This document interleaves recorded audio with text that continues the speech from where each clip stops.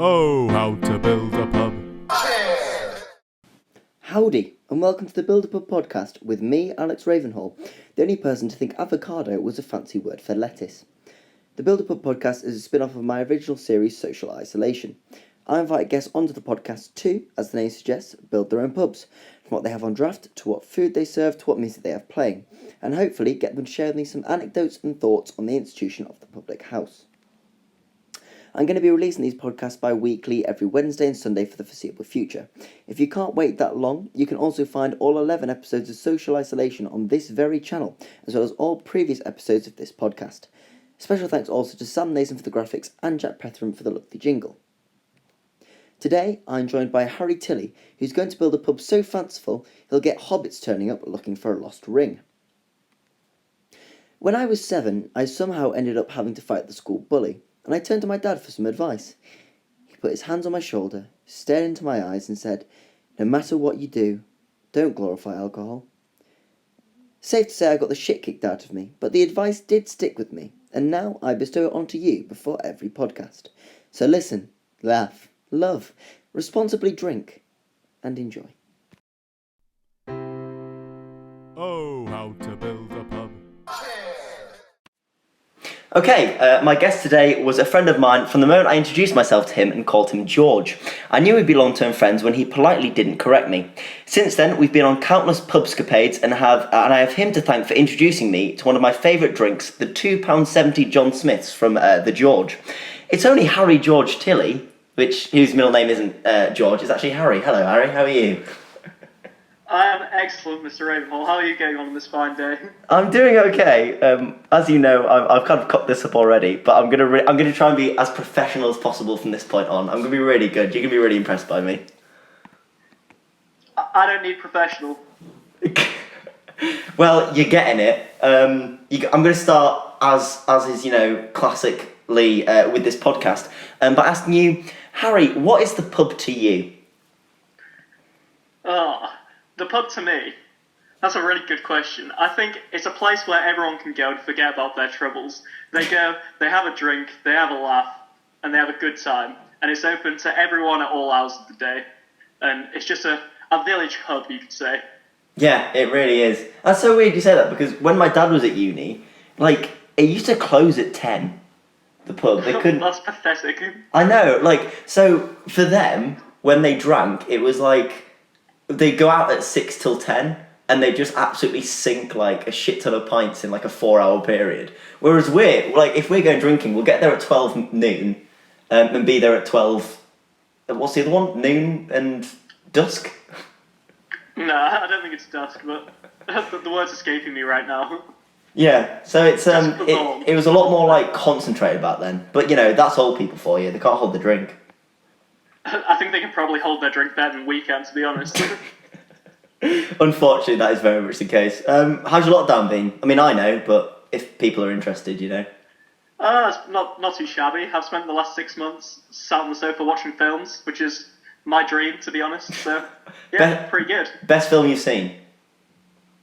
Oh, last week I watched 3 Billboards Outside Ebbing, Missouri. God damn it. Incredible film. I couldn't recommend it enough. It's incredible. I love it. To be fair, I think we could do a podcast in itself on Martin McDonough, who's just an absolute fucking legend. You're allowed to swear, by the way, if you'd like to. Fuck yeah. Yeah. I love that. That first fuck of the podcast is always a fun one. This is no longer a 12A, is it? No, this is now a PG-15. Oh, yes. that well-known category of film. Harry, what is the most expensive drink you've ever had? I will get on to the actual, premise of the podcast. I'm just firing some questions at you. I don't know. This is a tricky one because I think I've had some Grey Goose before, or on my 18th birthday, me and my sister were in Greece, and we got this big 5-litre bottle of Greek wine between everyone on the table, and it was literally the size of me. It was ridiculous, and I imagine that was probably pretty expensive because it was 5 litres of wine. Was it decent wine, or was it Aldi wine? I can't lie, I wouldn't be able to tell the difference. I thought it was alright, but I'm not much of a sommelier. To be fair, I think we're very similar. Like, we like a good beer. You can hold your spirits, and you're actually kind of a decent knowledge of spirits, but wine, I'm absolutely screwed on. I have no idea. Yeah, I know fuck all about wine, but just fake it till you make it. Yeah. What's your cheapest drink you've ever had? Because I always ask this question, and then I say straight afterwards, as you'll know, Harry, from listening to every single one of the podcasts. Yeah, that is what I do. I listen to every single one. To be fair, there's too many at this stage. But my cheapest drink I've ever had, Harry, is the £1.99 Foster's from the Little Squirrels at Manchester. Yes, Squirrels, an iconic location. I think that's probably the cheapest drink I've had as well. $1.99 for a pint of Foster's. You can't go wrong. It's incredible. It's that moment you break the £2 barrier. It's like you've found Valhalla on Earth. It is indeed. Squirrels is a utopia for all alcoholics such as ourselves. Oh, we'll get into that very soon. Actually, let's do it now. Harry, welcome to your pitching room. I'm currently in my bedroom that's getting renovated, so I'm just sat on the floor. But this is where you are going to be pitching your dream pub. But the first things first, you can't, make an amazing dream pub without having someone to invest in it. So, Harry, who have you chosen to invest in your pub? And please ignore that horrific voice break I just had. I went all that. I decided to go for a slightly different tack because I wasn't sure whether it had to be fictional or non-fictional. Mm-hmm. So what I've gone for is the proprietors of one Paddy's Pub. So we have Frank Reynolds, Dee Reynolds, Dennis Reynolds, Charlie Kelly, and Ronald McDonald. This is my favourite pitch so far. Already, and you haven't even kicked off yet. Why the proprietors of Paddy's Pub, Harry? The proprietors of Paddy's Pub, I think, they'd back all of my wacky ideas, no matter how out there they'd be.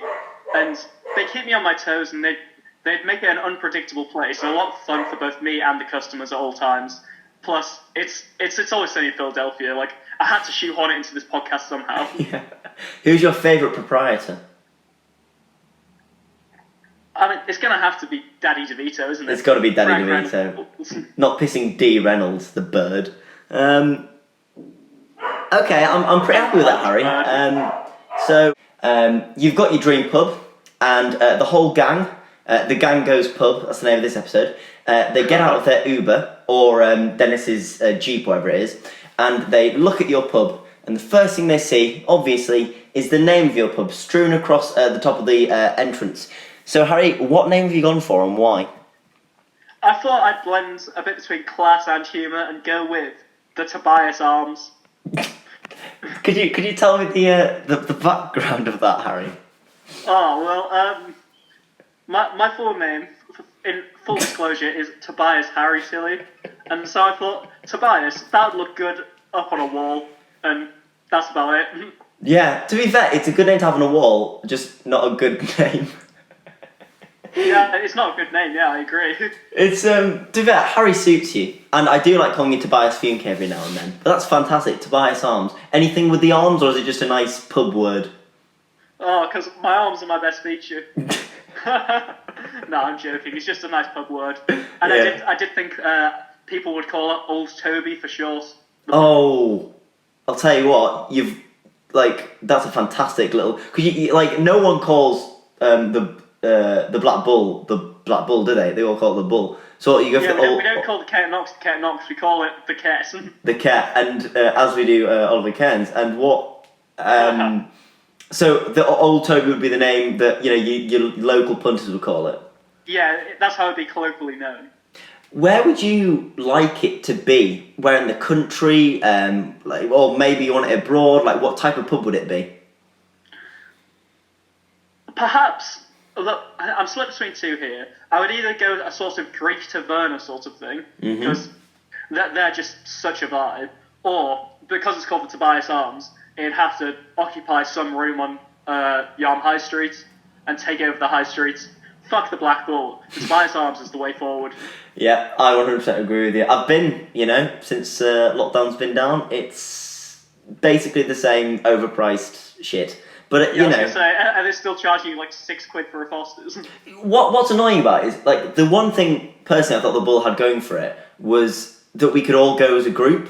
and everyone went, so you always saw people. Now there is literally no point in going because no one's around. There's no sort of beer garden atmosphere anymore. No, and also you're not allowed to. Well, to be fair, it's good for social distancing and that, but you're not allowed to mix tables. So if you see someone, you can't go over and say hi. You've got it's very rigid.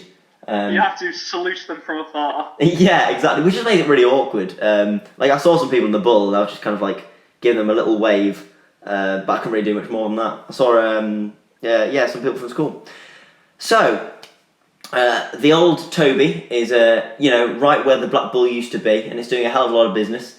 And the gang get out of their Uber. It's quite a long Uber from Philadelphia all the way to Yarm, but they're paying the big money. Frank's a big spender, and they get into your pub, and the only thing that the gang have in their mind is getting as many alcoholic beverages down their necks as possible. So they walk up to the bar, they prop Frank up so he can see the drinks, and in front of them are 4 drinks on draft. You have 2 beers and 2 ciders. Mr. Tilly, what have you gone for? Okay, I'll start with my 2 beers. I split this into a lager and an ale. Mm-hmm. So I'll start with my ale. So if you're like me, you like to go down the pub, have a few ales and have a nice chat with your friends. And the ale that's always on tap at my local is called Lowry. It's a nice, rich, salt bitter, and it's a bit like drinking gravy, but in the best way. It is my favourite ale, and I think it should be mandatory to be on tap at every pub. It's like the beer equivalent of Bovril. Is it only in Manchester? Lowry, I've only seen it in Manchester, but I imagine it's probably throughout the country. Because I've never heard of it. Although, to be fair, I'm not very experimental with my drinking. I'm trying to be better, but I'll have a John Smith more often than a Carling now. But Lowry sounds. You just like that Chinese beer to sound cultured, don't you? I do. The Tsingtao. I'm going to try and shoehorn. Like you shoehorn Always Sunny in, I'm going to try and shoehorn Tsingtao into every podcast just to show that I'm a man of the world. I don't think that'll show you the man of the world if you have the same beer in every podcast. Yeah. I remember I did the same thing with Asahi, which is the Japanese dry lager. When I started working, I was I love Asahi. Just so I don't say Carling or Foster's, which is basically, as you know, my port of call. Indeed. Right, I shall move on to my lager now. Yes. It's a delicious, light, sort of crisp lager called Crystal Gold. And it's got a bit of a story behind it. So, it was St. Paddy's Day last year, and we went to this tiny little pub called the Old Monkey in town, in Manchester. And we found this lager on tap, Crystal Gold. And it was nectar. It was the best thing I had ever drank. And then I've never found it anywhere else again. Fast forward a year, we were sat in this new pub that we'd never been to, really close to our house, about 5 minutes away. And what was on tap but Crystal Gold? And oh Lord, were many Crystal Golds stank that night. And I woke up without a hangover. Which means that it is the world's best lager. See, there are so many lagers that I just have no idea existed. Crystal Gold, is that once again Manchester, or have you found, as you say, you can't even find this one in any of the pubs in Manchester? Is it just not very well known? I'm not sure if it's not well known or whether I'm just not travelling far enough afield, but I will make it my life's ambition to find some Crystal Gold in the northeast. Also, what a name for a drink, Crystal Gold. I mean, that's literally like a butterbeer. It just sounds amazing. Yeah, it makes you want to drink it before you even drink it. Yeah. Let's go for the ciders. What are you going for? Right, I'll preface this by saying I'm not much of a cider guy. Yeah. But, and I know you're probably going to rip me for this, but I've got dark fruits on tap. Okay, so I feel very mixed feelings about this because it's probably the most popular drink out of all the podcasts. Now, I hate it. I hate what it stands for.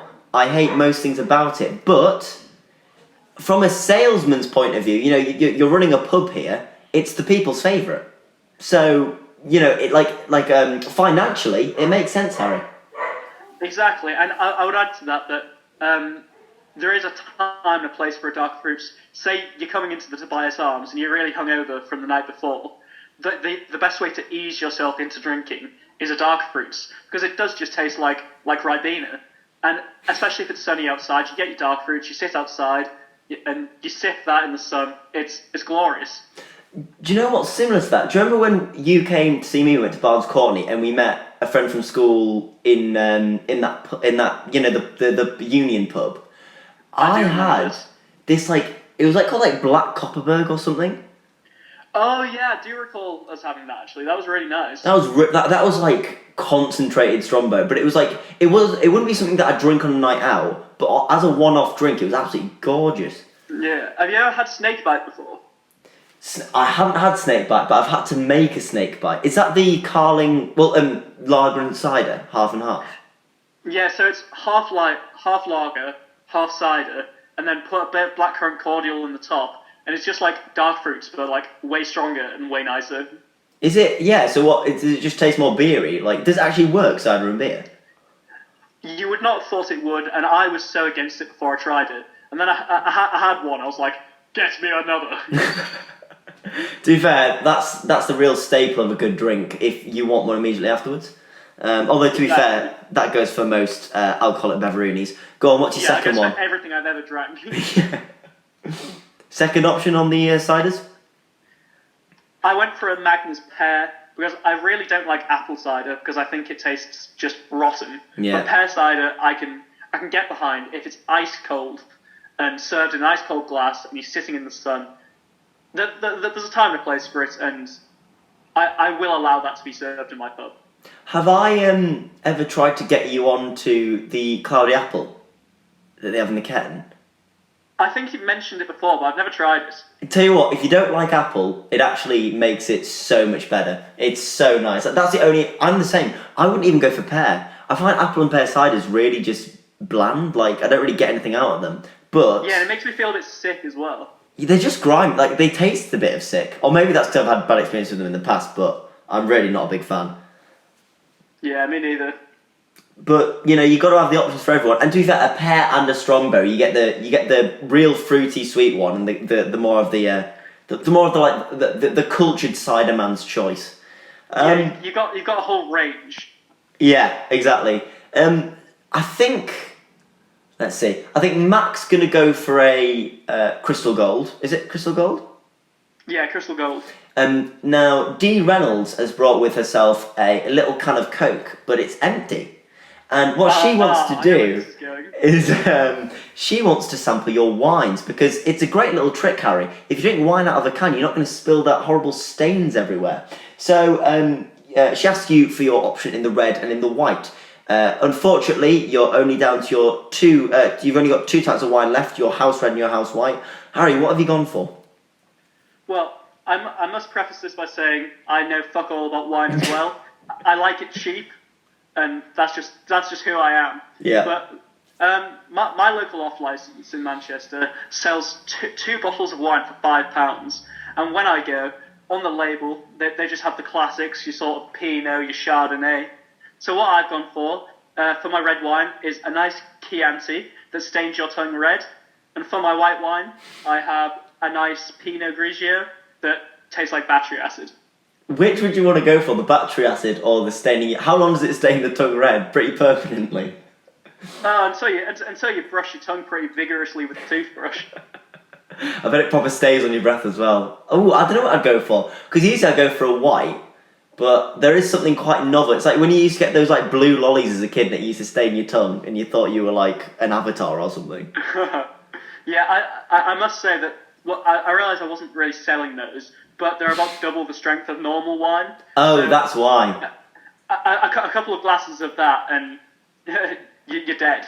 Well, Dee Reynolds is a ridiculous alcoholic, so I think she's going to go for a snake bite, but with a red and a white wine. So she's going to go for both wines in the can.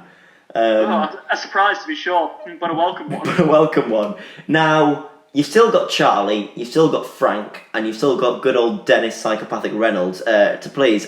Frank is a man of culture, as you know, and he would like a spirit of some kind, because he's basically surpassed all those measly weak drinks now, and he's very much a Russian in his approach to drinking, and he just wants the strongest thing on the menu. So, what spirits have you got to offer Mr. Frank Reynolds? Well, I was going to have a range of spirits, but then I thought, who needs a range if I just have some really good stuff of the same sort of thing? So I have 2 tequilas and a rum. my first tequila is Sierra Reposado, which is, you know, the bottle that comes with the little sombrero on the top. Yeah. Because I can see Frank Reynolds downing the whole bottle and then walking around the pub with the hat on his head for the rest of the night. Yes. And it would like it's like, you know, those comically small hats that people wear. They just go on his little shaven forehead. Yeah, and then I also have Dos Hombres tequila, which is the tequila made by Aaron Paul and Bryan Cranston from Breaking Bad. They brought out their own mezcal, and apparently it's delicious. I've never tried this, but I would really want it to be in my pub, and hopefully they would come and hand deliver the tequila themselves, and I could have some celebrities in the boozer. Yeah, well, to be fair, you already got 4 celebrities in the gang, and D. So that's pretty good going. Final, what rum have you gone for? I personally drink Captain Morgan's rum with ginger beer, but I think I can go a bit higher class than that, so I've gone with a nice Kraken rum. Yeah. I'm very much a dark rum over a white rum sort of guy. Yeah, to be fair, the only rum I really remember having was that Peaky Blinders we had at yours. What was that? Oh, that stuff is excellent. Yeah, that was quite nice. Cold. Yeah, that actually it's got me on a bit of a trend. I've been drinking a lot more rum this year, and if I think about it, it was when it started when we went to see Bastille in Manchester. So thank you for that, Harry. You're very welcome. What do you think Frank will go for? I don't think he'd actually go for any of those 3. Well, I think he'd drink all 3 of them. But I had a sort of backup wine, which is the wine I would go for, and I think this is what he'd drink. I think he'd have a big bottle of Buckfast. Are you familiar?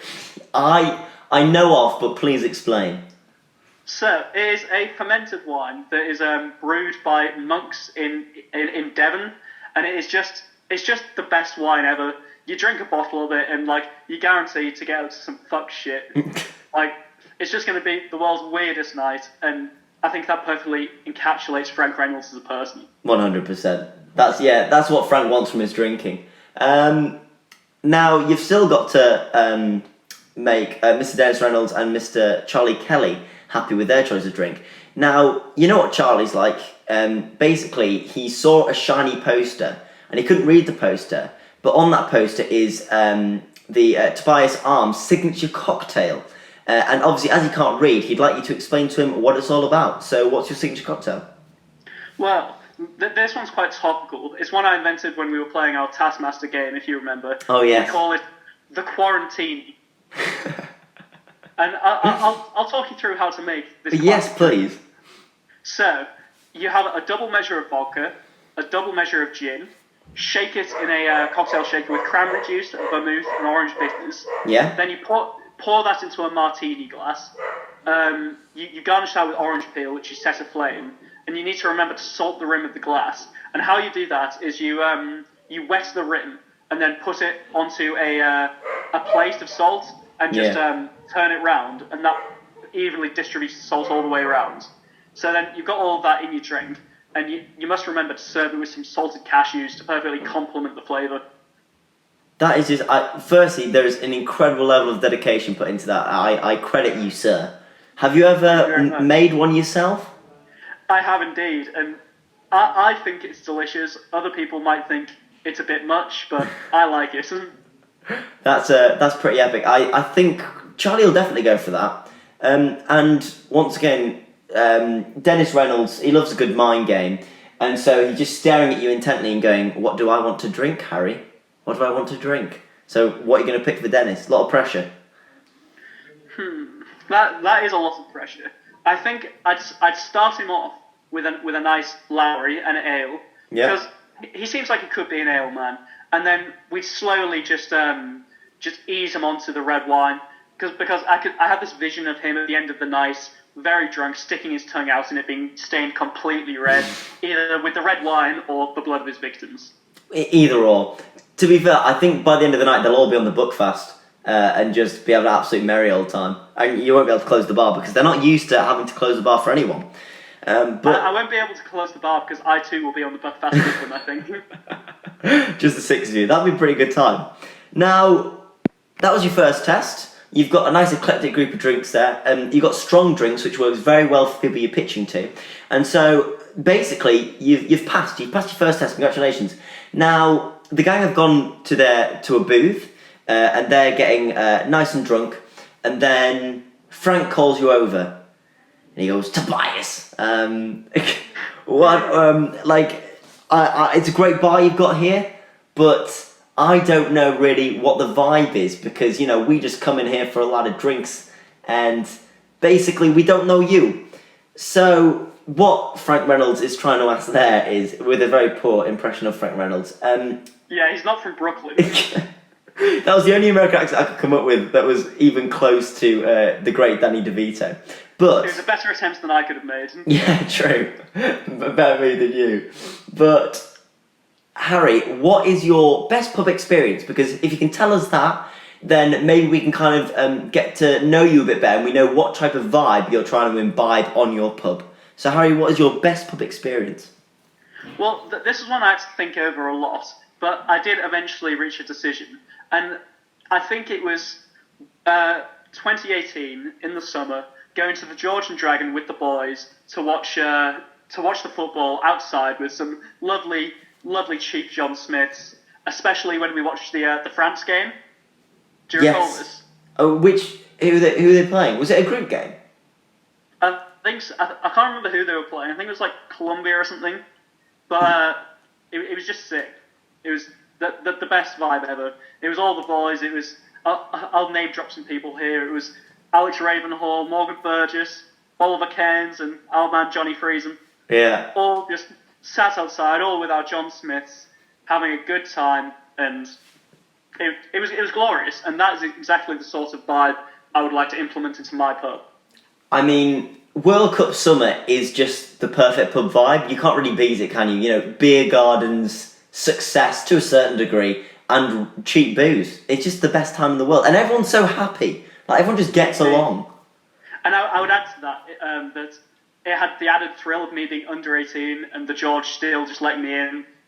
That really meant a lot to me at the time after being turned away from the Black Bull and having my ID stolen by that fucking bouncer. That was so funny. It was like before a play or something. Yeah, it was. I think we went to watch the England game or something just before we went to some school function, and they just didn't let me in, despite it being like 3 o'clock in the afternoon. Yeah. I mean, they didn't know you were going to drink. Yeah, I mean, I was already pretty drunk because I've been drinking at yours. That was it. It was the day of one of the England games, and I watched it at yours, and we'd had a barbecue. Oh, was it with the Bartholomew's?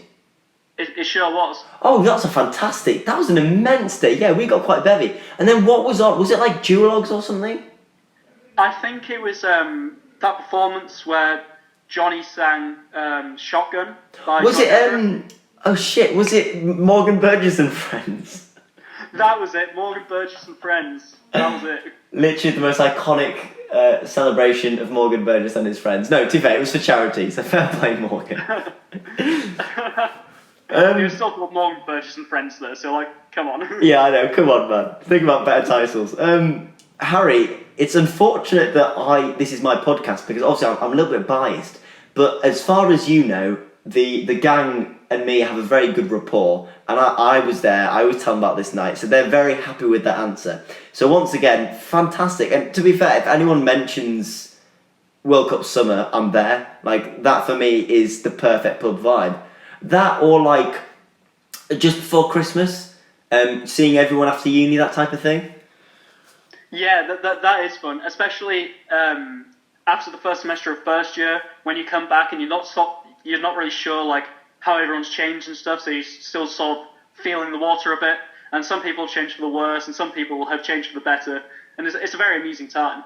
Yeah, and what I felt with, I don't know how you did. To be fair, I didn't even see you this Christmas, unfortunately. But when I came back after second year, it was so much. I was so disconnected from school by then. I think after my first time at uni, I was still pretty much fully invested in what was going on at school. That was still the majority of my life. And then over time, it's kind of gone the other way. So I found this Christmas wasn't as good, I wasn't as excited to see people. I didn't see as many people. There wasn't as much of a buzz. Yeah, I do agree, but you need to bear in mind that because everyone's sort of found their feet now, they're all busier and it's harder to get all these schedules and stuff to align. Yeah, that's true. And like there was like the I remember last year it was the school reunion. Those Yam School Christmas drinks. Yeah, that was good. Cause that was very amusing. You know, just drinking all the Peronis and laughing at Ashley Law.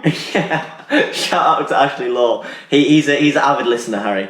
Oh, the man, the myth, the legend. It's Ashley Law. Friday nights, sinking pints, time to get on the lash. Yes, and he did, I'm sure. Just a shame that I missed out on that. Harry, fantastic stuff so far. You're really smashing this. Apart from, the only person who isn't smashing this is me with all the technical drawl. But, you've got in your midst Mr. Ronald McDonald, aka Mac. And Mac, at this stage, Harry, he's had a bit of a relapse back into when he enjoyed his food, if you remember, for a while. I recall. He really got into his food, and he's kind of fallen back into that trait. So he's kind of angry, because he's quite often angry, and he's shouting at you to get him the food menu. Now, on that menu, Harry, you have 3 dishes. Now, something I didn't tell you. Danny DeVito is a very famous man. But what you don't realise is that he performed in every film he's ever been in this year because he actually found a time machine. And what he's been doing is, you might notice this, Danny DeVito never looks any different in any of his films. Because what he's done is, from this year, he's been going back and performing in lots of different films as the same person. But the reason I tell you this very convoluted story, Harry, is to tell you that Frank Reynolds has access to a time machine. And so, if you would like, you can pick any meals from your past. So if there was, say, a certain school meal you very much enjoyed that you want to put on there, you can have that exact meal. If there was a certain pub fish and chips you want to have there, you can have that as well. So, Harry, what 3 meals have you gone for? Well, I sort of went for a different tact, and I did a starter, a main course, and a dessert. So I'll run you through the menu.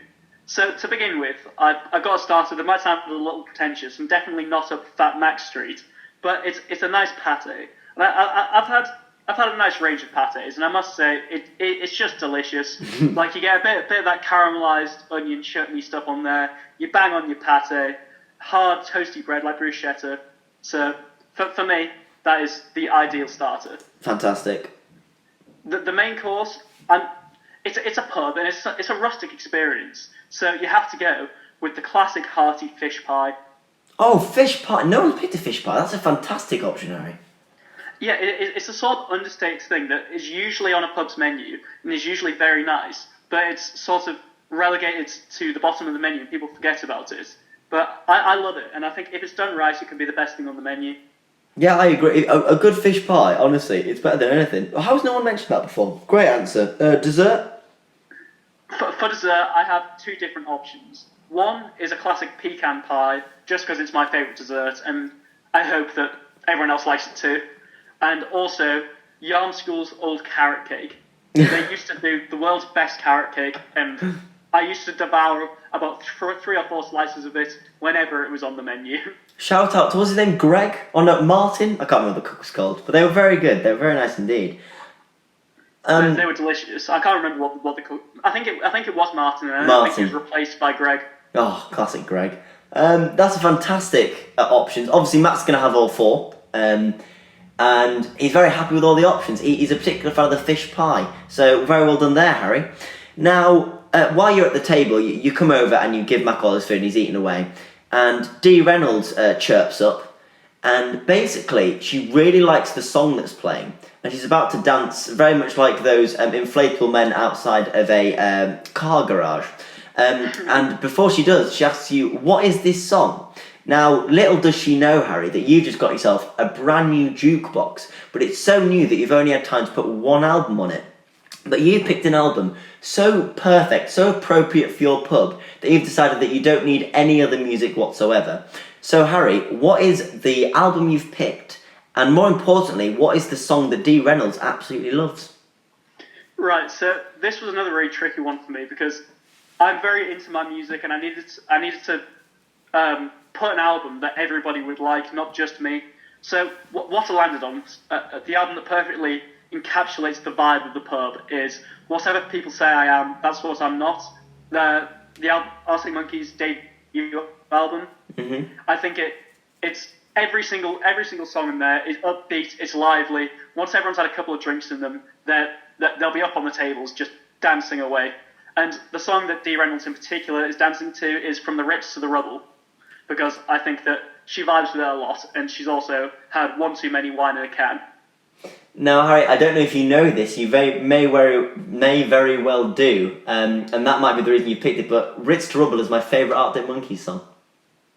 Ah, yes, I will pretend I knew that.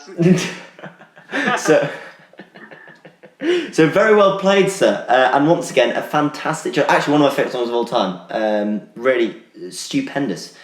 I will add to that I have one album and also one more Arctic Monkeys song, which is Red Right Hands, the classic Nick Cave cover from Peaky Blinders, because, as we both know, it is the best song to ever grace this good earth. It is absolutely incredible. If you like the Nick Cave version, is it bad for me to say it's better, Harry?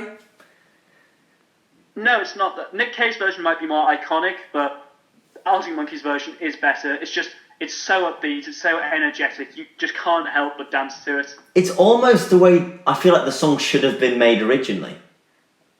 Yeah, exactly. And I like Nick Cave, but he's got the same sort of dreary sort of vibe to all of his songs. And sometimes I'm not in the mood for that. Sometimes I'm in the mood to get up and dance. Yeah, and I'll tell you what, the Red Right Hand does that in buckets. Fantastic choices, Harry. To be fair, you do know me very well, so it's quite easy to twist my arm. Now, Dennis Reynolds is taking a phone call from one of his suitors who's on one of the many steps in the Dennis system. And he's put on a voice thing on, he's going, "You're going to die tonight." And once he's finished doing all that, he puts his phone away and he turns around to go back into the pub. But as he's walking in, he notices what he didn't notice on the way in, a blackboard. Now, as you may know, Harry, pubs like to have a bit of fun with their blackboards. They sometimes like to put a little joke on there, a little cheeky message. So what have you gone for on yours? Well, it's a bit of a reference, but I know you'll get. But for the listeners out there, I'll explain it. Basically, all of the Bud Light adverts, the catchphrase from that is they all clink their beers and go "dilly dilly," and so on my blackboard it says "tilly tilly." Tilly tilly. It's just an iconic phrase that I think everyone in the pub will be saying, clinking their glasses at multiple times throughout the night. Will you have a bell, and when the bell goes, they go "tilly tilly," and they'll have to down their drinks? That's exactly what I'm going to have. They'll think it's last call, and I'll say, no, down your drinks, and there's another one on the house. Yeah. I do feel like you'd run this very poorly, not in a nasty way, but I feel like you'd just dash out the alcohol. I really don't think you'd look at it in a financial sense at all. Yeah, I'd be like, nah, you put your wallet away, bro. Yeah. This one's on me. And you'd only invite people who you're really good friends with, and no one would ever pay for a drink. It would be great. It would be an amazing pub. That's why you need the investment, because you're shit at the business side. Yeah, but my accountant would fucking hate me. Yeah, that's why you need Frank's big dollars to help you out. Fantastic. Indeed. Now, it's getting a bit later on. Let's say it's about 12, nearly 1 in the morning, and the gang have had a great time. They're on the Buckfest. You've seen they're very, very drunk. And but it's getting a bit quieter in the pub, and so they fancy doing something. They fancy doing, and this is their exact wording, Harry, a game/activity.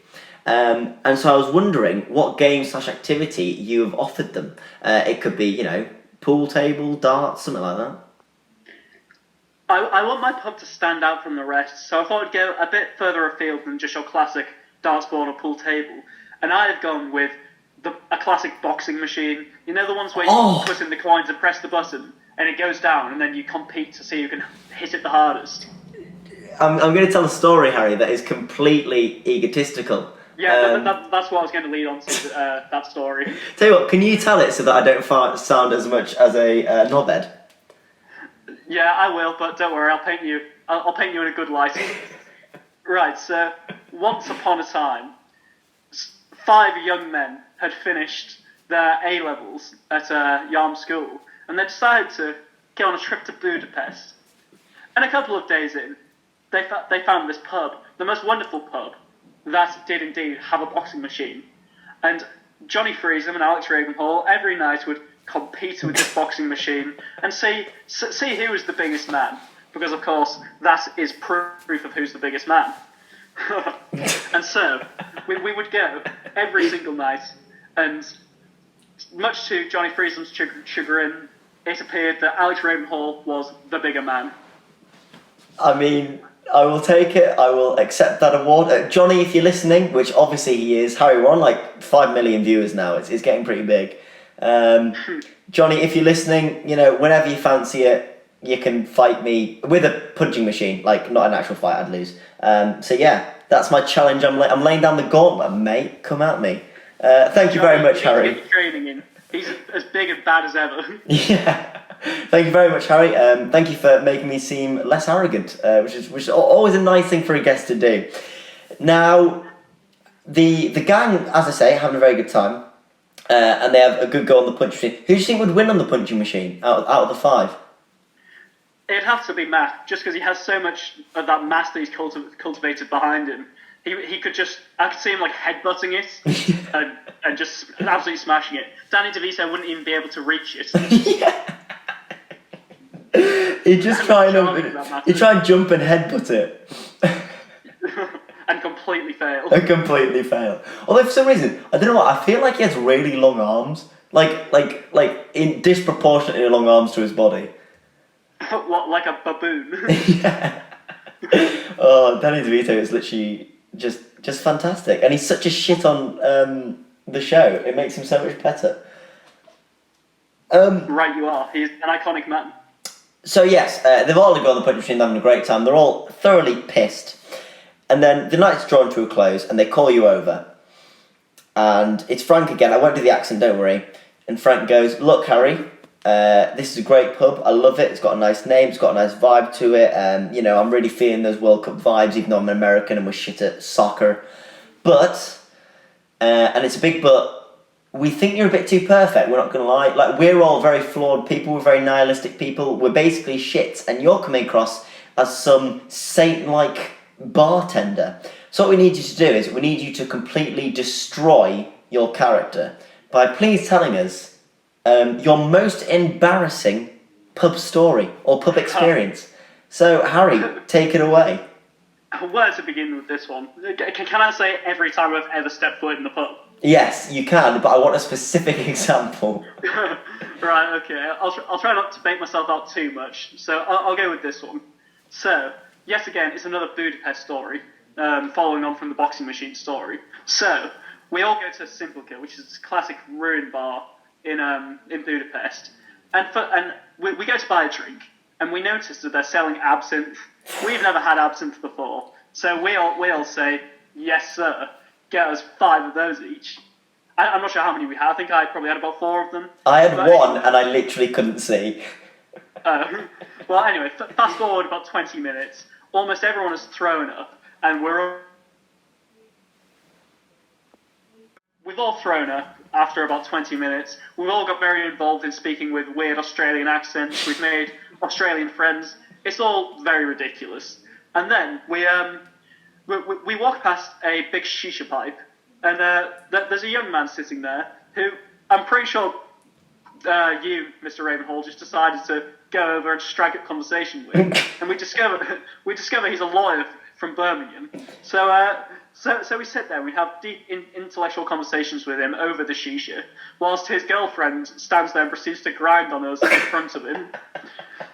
And then, so fast forward a couple of hours, I completely blacked out and do not remember going to the club we went to afterwards. Yeah. And this was the day before we left, I think. So I'd lost my phone and left it in that club. Didn't realise till I'd woken up the next day. And we had a flight to catch. And I didn't want to make us miss our flight, so I didn't mention it. And God, yeah. So we all fly home to England, and I just have accepted that my phone's lost. But luckily, this story has a happy ending. After about 3 weeks correspondence with this club, of them just not replying to my emails, one day I wake up and there's this package in my house, and I open it, and it's my phone that they've shipped from the club to me. Did they even kind of correspond with that, or did it just appear? So I sent an email saying, just like, "Yo, did you see my phone?" They were like, "Yes, we have your phone." And then I replied saying, "Can you send it to me?" And they just never replied to that. So I emailed them like every day saying, "Send me my phone, send me my phone, please send me my fucking phone." And they never replied to it. And then it just appeared, so I sent them a sort of slightly sheepish email saying, "Yeah, thanks, I've got my phone." Yeah, sorry. But at the same time, they could have just replied to me. I'll tell you what, because as much as this is about, building your own pub, it is also about having a little nostalgia trip, and that was one of the best times. I might have peaked at Budapest, Harry, let's be fair. We all did. It was fantastic. That was an incredible night. I accidentally got pepper sprayed that night, and I got a free... I'd forgotten about that, yeah. I got a free shisha stand of my own, and then we all... Do you remember the people from York? Maybe not. I remember being told about these people from York. Were they the people we saw in the airport the next day? Yes. But no, that was another group, I think, because basically I was sat there and these two people from York came and sat next to me. I thought being polite, but they just kind of stole the cheese thing, although to be fair, that wasn't really my deal. I didn't really know what was going on. And then you came, and then me and you just sat and talked to York people for ages. I couldn't tell you the names or what it was about. But it was a very interesting night. I imagine what I was doing was less talking and more sort of incoherent babbling. We need to go back, I think. Get Cairns out this time, the stupid We really do. glandular we fever need to boy. do a boys' trip 2.0. Yeah. I'm thinking maybe Prague or somewhere like that. Somewhere that's even cheaper pints. Even cheaper pints and more absinthe, because I would like to try that again. I would like to try it again, but perhaps not 4 shots of it, because I'd like to remember the trip. Yeah. Otherwise, you come back with all these memories and you're like, no, I have no recollection of any of that happening. Luckily, because there are lots of pictures, I've slowly managed to piece together what occurred. It was a fantastic couple of days. Harry, you have... this is Frank, by the way. You have got your investment. Congratulations. It was a multitude of things. It was mostly that you're actually talking to your good friend Alex, and it was nice of him to hear about all the memories you have together. But yeah, let's say it was because you really got your pitch down. Great choices of drinks, if I may say so myself. Thank you very much. And I'm a big fan of Old Toby. Old Toby was a clincher, I think. So congratulations. Now, as I mentioned earlier, Frank Reynolds or Danny DeVito, either or, has access to a time machine. Now you see, there was a reason for that really random bit earlier. And he's basically saying, as a signing on bonus, you can use his time machine and his incredible influence in the world to get 5 people, dead or alive, friend or foe, celebrity or not, to come and have a drink with you. And that's as a signing on bonus for getting investment. So what he's done is, him and the gang have now left, and because it's a time machine, the moment they leave, 5 people walk through the door. Harry, who have you picked? Well, I decided to go for a bit of a range from friends to sort of idol. So number 1 would have to be Mr. Alex Ravenhall, because you have been very instrumental in facilitating the opening of my pub, so you get a free pass. Yeah. And then we have Mr. Ewan McGregor, so we can drunkenly get him to spit Revenge of the Sith quotes to us. and because just in general he's just a great guy, and I think would be great to just chat to over a pint. Yeah. The third person on my list is Lily James, because she is very intelligent, very beautiful, and once we've all had a few drinks, I know that we both like to sing a bit of Mamma Mia, and I think having someone who is in Mamma Mia and has the ability to do that will be instrumental to really boosting the vibe of our pub. Yeah, massively so. Number 4? Mr. Paul Telfer. Yeah. Paul, I swear, has been picked 2 or 3 times now. Which is ridiculous because Who else picked him? he's up there with Stephen Fry. Number 5 is Stephen Fry. I think Morgan did, and Ken. Morgan did, but he also picked Craig, and I think Harry Evans might have done as well, but I'm not sure. Well, that's just a testament to what a fucking pint man he is. The man, the myth, the legend, Paul Telfer. He should be in my pub every single night. Yeah. He could regale us with stories from his past. And I'm sure he has some fantastic stories. He's one of those people you could listen to all night. Yeah. The whole pub would be silent, and he'd just be up on the bar, just telling stories, reading poems, and just lulling us all into a nice a nice, safe, comfortable vibe. He's literally, and this is a very niche reference, Rooster Byron from Jerusalem. He's perhaps a little less of a vagabond than Rooster Byron, but I see what you mean. He's a good orator and a storyteller. Yeah, massively so. Your final option, did you say it was Stephen Fry? It is indeed Stephen Fry, yeah. Because I've been reading his books recently, his Greek myth ones, so Mythos and Heroes, and he's just such an intelligent guy. He knows so much, and he could spend half the time talking to us about things such as Greek myths and stuff, and then we could have a live Harry Potter audiobook session with him. Oh my, that would literally break my heart. That is so perfect. The thing with Stephen Fry, he's done everything. Like, he's touched on every single, like, genre of like, entertainment. Like, he's so eclectic. He's a great guy. Like, I love him. He's just the best. Yeah, that's it, magnificent. What a 5. Now, it's getting a bit later on now, and you're having the best night. Honestly, can I just say thank you for inviting me, because I really want to meet Ewan McGregor. I'm having a real Ewan McGregor time right now, so I really appreciate that.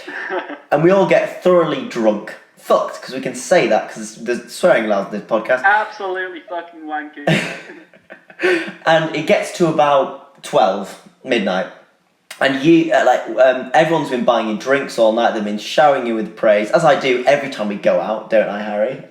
Yeah, you sure do. You're my biggest fan. But at about 12, you turn around quite drunkenly and you say, "Look, you've all been great to be around, even you, Alex, and I'm going to get you all a drink." And you get to the bar, and it's your bar, see, they're all free. But because you're so pissed, you forgot to ask us what to have for a drink. So for your final little question, Harry, what would each of us drink in your party, and why? And why? Oh, and finish with yourself. Did you say including myself? Yeah, but finish with you at the end. Alright, okay. So, Mr. Alex Ravenhall, I think I would give you the Breaking Bad Dos Hombres tequila. Yes. Because we are Dos Hombres. And I would just love to see how wild you go on tequila. I'd just sit and watch you and just be like, look at him go. Yeah, look at my boy. To be fair, I have a real weird thing about branded drinks. I really like, you know, the Peaky Blinders stuff. They were so nice. Yeah, I'm a sucker for all this commercialization. Yeah, no, I love it. I love it. For Ewan McGregor, what's Ewan going to drink? He's a classy guy. I think he'd go with a Kraken rum with ginger beer.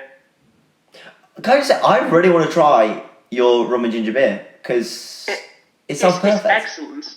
It's like quite a lot of these classic mixed drinks, like your vodka lemonades, your vodka cokes. Like, you drink them quite a lot and they just get way too sugary and sickly, and you're just like, yeah, enough of this. Whereas rum and ginger beer, it's a nice balanced, sort of equalised drink that you don't really get sick of, and you get drunk on it, but it doesn't feel like you're drinking it just to get drunk. You're also drinking it because it tastes absolutely delicious. Yeah, like, ginger beer by itself I find is a bit, like, strong. The same with rum, but, like, the two together just seem to be like the perfect match. I can't believe I've never done it before. Add in some ice and a lovely wedge of lime, and you've got the perfect drink. I have to agree with you there, Harry. That or a £2.70 John Smith's, either or. Whichever you can get easiest. the John Smiths that we have both trained ourselves to like is definitely out my pub. I've got a lot of kegs under the bar. It's my backup drink for when I run out. Literally, like, we'd go to the pub and we'd only have money for booze. So the John Smith, it was so heavy, it would act like a meal. It was like a soup. It was so heavy. But it was, I have trained myself to like it. And since being back to the pub, I have gone for the John Smiths. Obviously for research purposes, Harry. I had to go back to the pubs. I haven't had one since I was last in Georgia, actually. So I'm very excited to get back there and see if I still like it. Well, as soon as we can, after we've both been away, we'll definitely get down to the George. That'll be fantastic. Now, glorious. Who's next? Is it Mr. Paul Telford? No, there's one in between. Oh, Lily James. What's Lily going to have? She seems like a classy lady, but I reckon she goes a little wild on the side. Mm-hmm. So I think she would get a glass of my disgusting red wine and a glass of my disgusting white wine. Yeah. Yeah. And then After she does that, she gets on the table, she sings Mamma Mia, and you can see how red her tongue is. Yes, exactly. That's just and that's how you can also judge how drunk they are, by the redness of the tongue. Yeah, that's absolutely correct. It's a nice little pH indicator. Paul Telf. Oh, well, Paul Telfer, he's obviously an ale man, isn't he? He's 100%. definitely having about 10 pints of Lowry. Yeah, and like he'd already been like at the pub before, like literally down about 5, and then he just come to your, and he doesn't even like miss a beat. Yeah, no, he's been doing a pub crawl. He finishes at my pub. Yeah, and he still outdrinks everyone else who's there, because that's just the way good old Telf rolls. What about your final, Mr. Stephen Fry? Mr. Stephen Fry, that's a good question. This one's a bit tricky. I reckon he'll sample one of everything, to be honest. Yeah. Because he's a wise man, and he's an evidence-based guy, and I think he'd like to try everything so he knows what to drink next time. So he tries all, and then depending what he likes, that's what would become his regular when he comes. Yeah, and he would be a regular, because the old Toby is a very much a Stephen Fry-esque type of place. Like, I could see that very much, like, I doubt the old Toby with Al Pacino. That could very much go into his autobiography.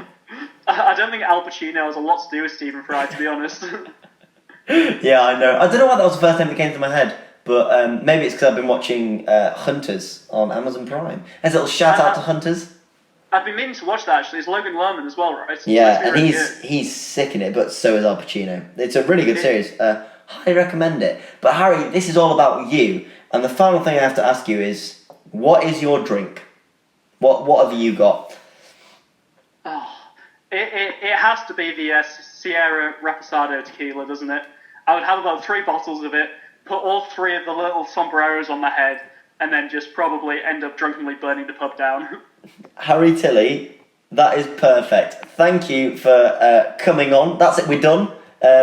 I'll have to iron out some of those technical difficulties, but we got there. I had a sick time. Thank you very much for coming on. I'm happy to feature again if you will have me. Yes, 100%.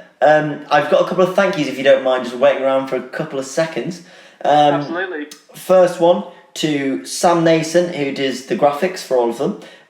Number 2 is for Jack Petham for the jingle, which I just think is going to kick off because it's just so much fun. Number 3, Harry, is to our parents for listening, but also anyone else who listens. Are we kidding? We have no listeners. All 3 of them, which are just me refreshing the video. But hey, I had a good time, so that's all that matters. And the final thank you is a bit of a cheeky one, Harry, because it's back at you. Thank you so much for coming on. It's been an absolutely fantastic time. Thank you for putting all this together.